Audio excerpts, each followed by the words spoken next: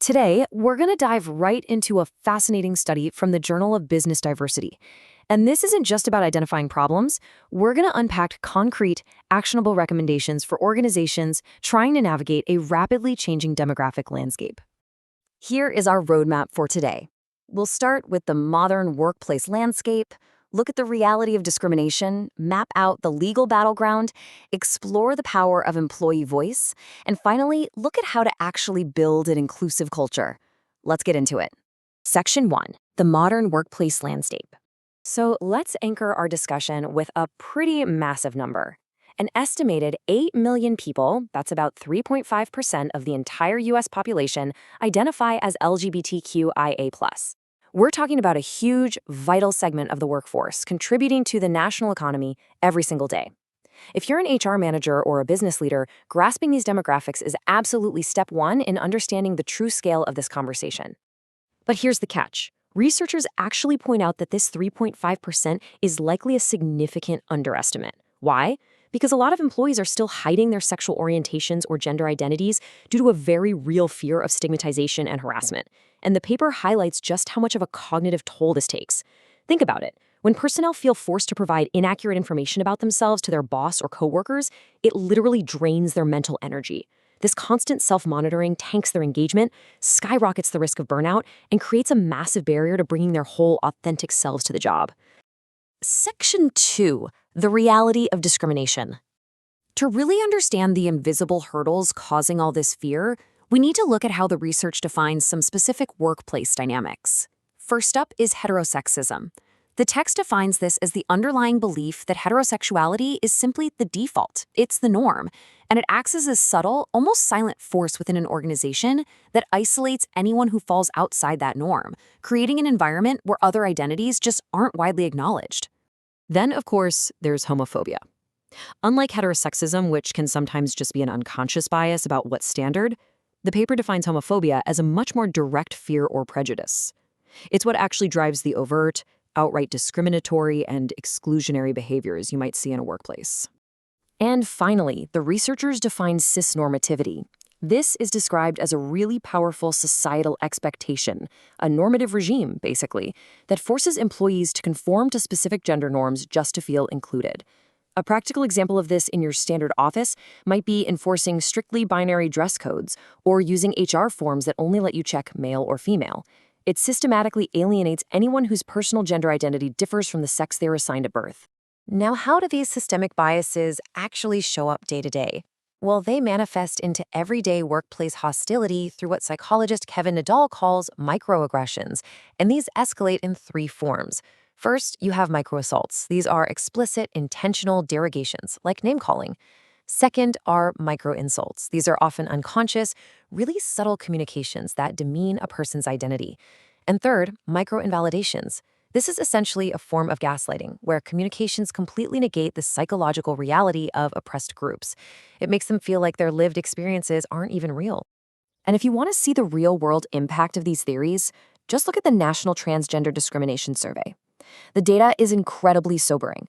A staggering 78% of transgender employees reported being harassed or mistreated at work. 78%. This data proves that these interpersonal microaggressions and institutional barriers have severe consequences. We're talking about employees avoiding necessary healthcare or even packing up and moving to a completely different geographic area just to find a safer working environment. Moving on to Section 3, the legal battleground. For human resource managers, navigating the legal landscape has been quite the roller coaster over the years. Back in 1964, the Civil Rights Act actually omitted specific LGBTQIA+ protections. Later, we saw executive protections added during the Clinton and Johnson administrations, which were subsequently reversed under the Trump administration in 2017. But then came a monumental shift in 2020, when the Supreme Court ruled that the existing 1964 Civil Rights Act absolutely does protect gay and transgender employees from workplace discrimination based on sex.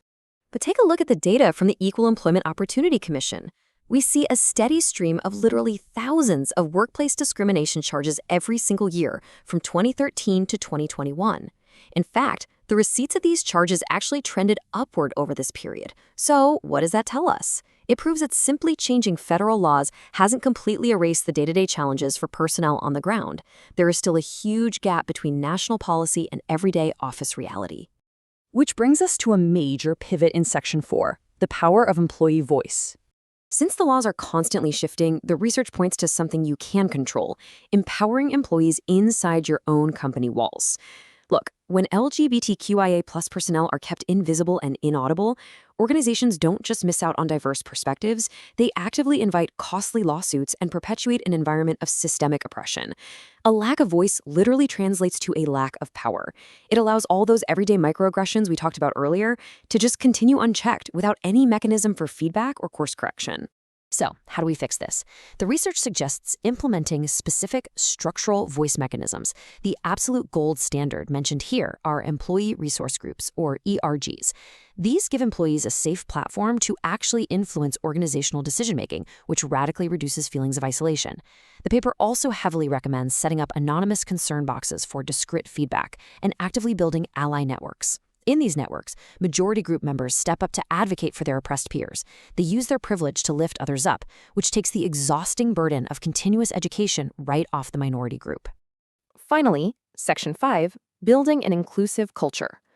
To really establish true cultural competence, the study lays out some highly actionable management strategies. First up, LGBTQIA+ educational workshops. These teach staff proper terminology, like accurate pronoun usage, which directly improves interpersonal quality. Another brilliant recommendation is teaching if-then implementation intentions. So for example, training an employee that if a coworker uses the wrong pronoun, then they will take a deep breath and gently correct them after the meeting. It's a highly practical tool to help personnel manage negative emotions and communicate constructively. And lastly, having LGBTQIA+ leaders actively disclose their identities, that builds immense trust across the entire team. Ultimately, the research contrasts two very different paths for modern business. Down path 1, you have an exclusive workplace. It remains heteronormative, it's alienating, and it ultimately suffers from high turnover and fear. But down path 2, you have a culturally competent, inclusive workplace, one equipped with safe employee resource groups and clear communication strategies. The data is clear: this inclusive environment directly boosts recruitment, retention, and overall employee performance. It's a real game changer. So, I want to leave you with this final thought to take back to your own teams. The demographic landscape is undeniably changing, and the data proves that simply reacting to legal shifts isn't going to cut it anymore. So ask yourself, are you merely trying to avoid a lawsuit, or are you actively doing the work to design a genuinely inclusive environment?